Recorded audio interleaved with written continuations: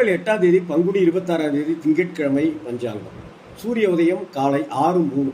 நட்சத்திரம் உத்திரட்டாதி பகல் 10:12 வரை, அப்புறம் ரேவதி. திதி அமாவாசை இரவு 11:50 வரை, அடுத்து தேய்பிரை பிரதமை. யோகம் மாகேந்திரம் மாலை 6:13 வரை, அடுத்து வைத்தூதி.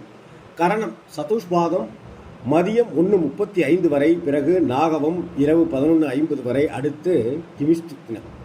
ராகு காலம் 7:35 9:07 வரைக்கும், யமகண்டம் பகல் 10:38 12:10 வரைக்கும், குளிகை மதியம் 1:42 3:14 வரைக்கும், சூலம் கிழக்கு, பரிகாரம் தயிர். சுப நேரங்கள் பகல் 11:46 12:35, அதிகாலை அமிர்த காலம் அதிகாலை 5:57 7:22 வரைக்கும், அப்புறம் 5:52 6:48 வரைக்கும்.